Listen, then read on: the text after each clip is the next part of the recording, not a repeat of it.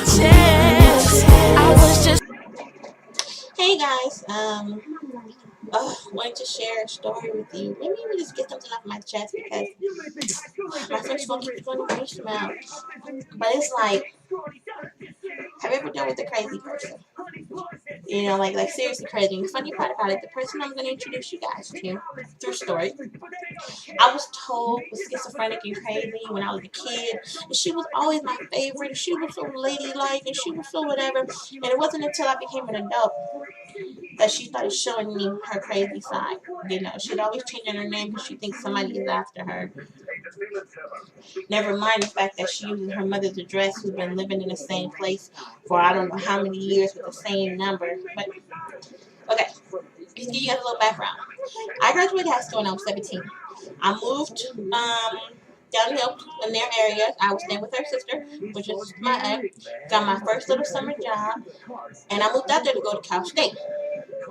Um, through certain changes of events, I ended up where I am now. I got pregnant with my daughter maybe a little over a year later. Just recently while talking to her, not even just recently, maybe in January, she was talking to me about how smart my daughter was and how that I should be trying to prepare her for school stuff. And I told her how it's funny because my grandmother just moved out of state and left me a lot of papers that were for scholarships and for things for them to fill out that I never even knew about. She decides to tell me that I didn't want to go to college anyway, that when I lived out there when I was 17, I used to tell her about the men and the boys I was having sex with trying to get pregnant so I can prove to my grandmother I could take care of my baby. First off, I said, why would I tell you that? This is my great aunt.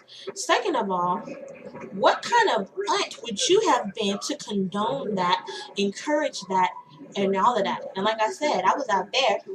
I got my first job, was preparing to go to Cal State in the fall. And to be honest, I don't know. Guys wasn't really trying to talk. I mean, they would talk to me, but it was like they knew that I was still young and innocent and wasn't really trying anything. So it wasn't anything like that going on.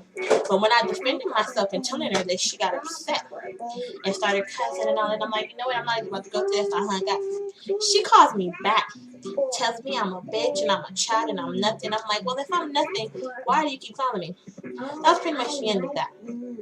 So now whenever I call to speak to my great grandmother, her mother, and she's there, she does not let me talk to her. Today is my great grandmother's birthday. I think she's 86 or 87. And it's like, really? You're not going to let me talk to her claiming I owe you an apology? Because when she told me that the other day, I said, I owe you an apology? And you called me a bitch and told me I was nothing. She hung up. And it's like, who do some people think they are?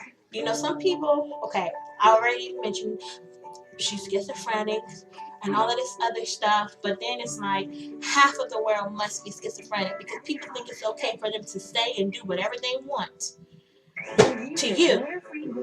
But when you stand up and defend yourself, even respectfully, you were in the wrong. And I know it says in the Bible when someone says you've offended them, you're supposed to apologize. But I honestly did not do anything wrong. I did not call her out of her name. I did not raise my voice. But it's like, how dare you try to tell this about me? And what kind of aunt would you have been to condone that from a 17-year-old girl? Come on now. But my great grandmother will end up calling me in a few days anyway. She always does, and I've already told her this. I shouldn't have to go through this just to talk to you, let alone come and visit. I really shouldn't have to. I'm scheduled to be induced on Monday, but I'm not going to do it. I'm just going to go ahead and wait it out. My last two pregnancies were induced, so I have an experience going into labor naturally. So I'm going to wait it out. Pretty big now. Those are always big. But yeah, I just wanted to share my story about my crazy great aunt and wish me luck on delivery. Let's pray I get there in time for Ecuador. And it's horrible. It's horrible. But anyway, later, Gators.